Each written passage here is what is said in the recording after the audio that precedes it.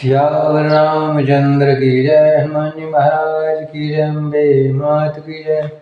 इस प्रकार श्री रामचरितमानस में अयोध्या कांड के समय भरत अपने भाई को श्री राम जी को मनाने के लिए जंगल चित्रकूट में नगर में चित्रकूट जंगल में प्रवेश किए। और उस समय भगवान राम के जहाँ जहाँ जगह जाते हैं, जो जो वस्तु मिलती हैं, जहाँ जहाँ उनको सिर माथे लगाकर प्रणाम कर रहे हैं। और राम जी की सभी लोग बड़ाई कर रहे हैं और कह रहे हैं।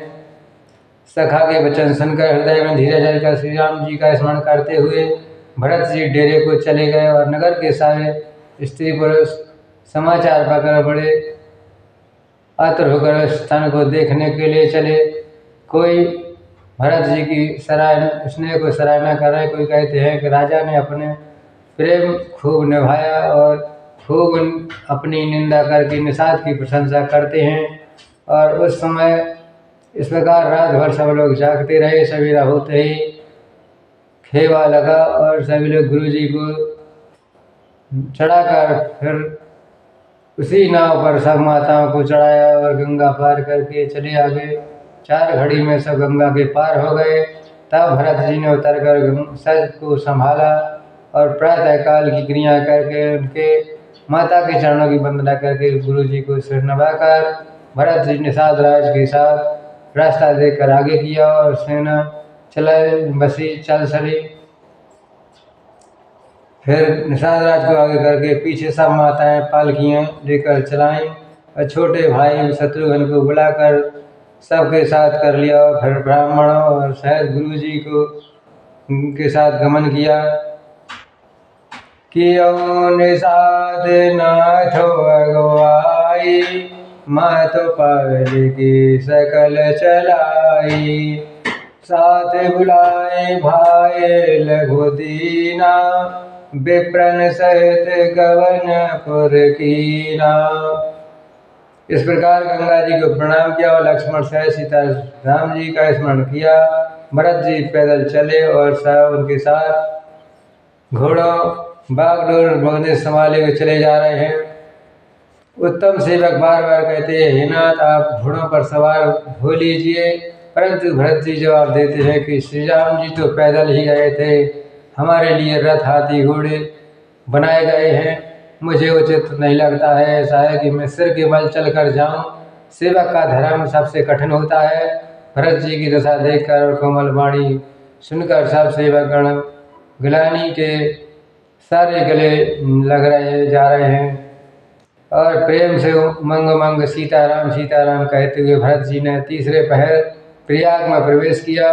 उसके बाद उनके चरणों में छाले कैसे चमक रहे हैं, जैसे कमल की कली पर उसकी बूंदें चमक रही हैं। इस प्रकार भरत जी के पैरों में छाले पड़ गए हैं।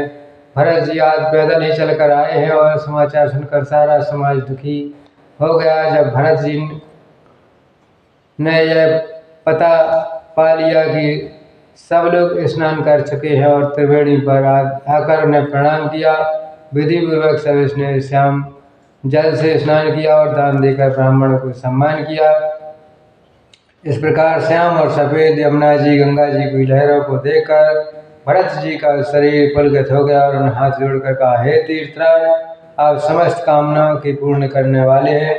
आपका स्वभाव वेदों में प्रसिद्ध और संसार में प्रकट है, इसलिए मैं आपकी कहाँ तक बड़ाई करूं।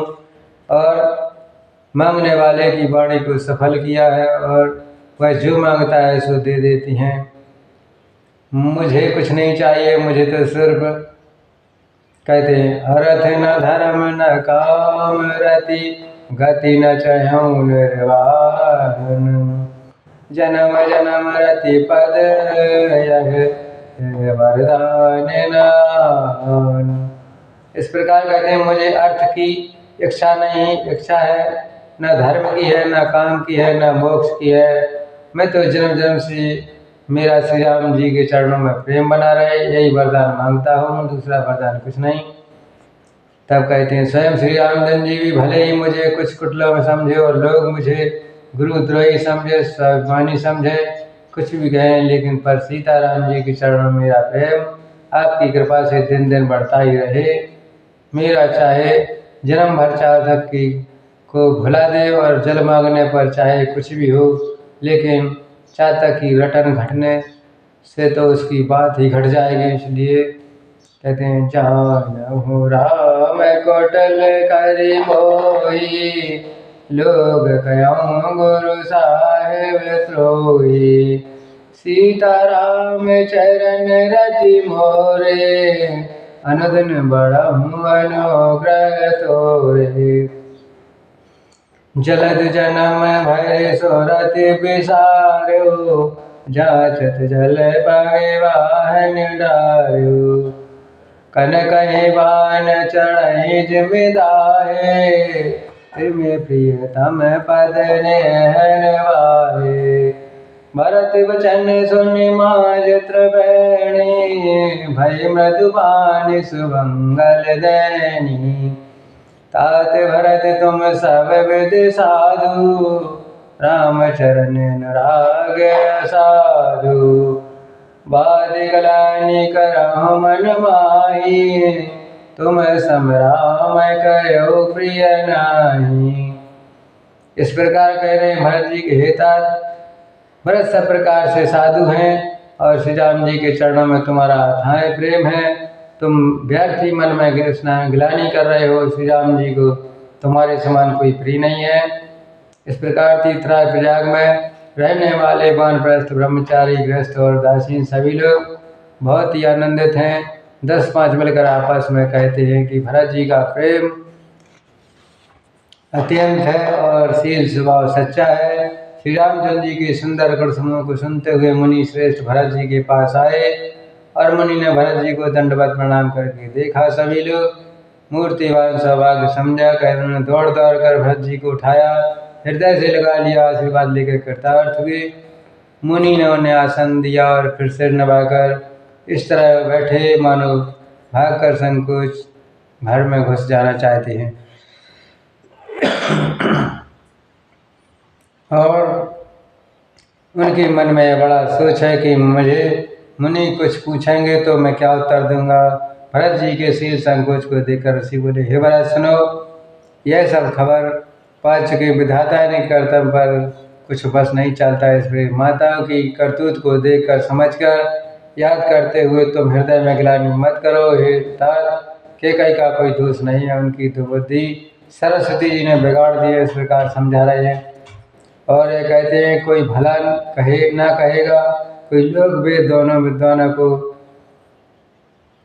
मान है और किंतु हेता तुम्हारे निर्मल और यश पाकर लोग वेद दोनों बड़ाई करेंगे।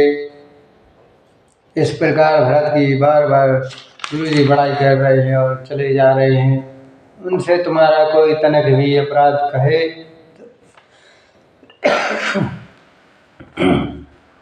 इस प्रकार सभी लोग चित्रकूट के और आगे चले जा रहे हैं।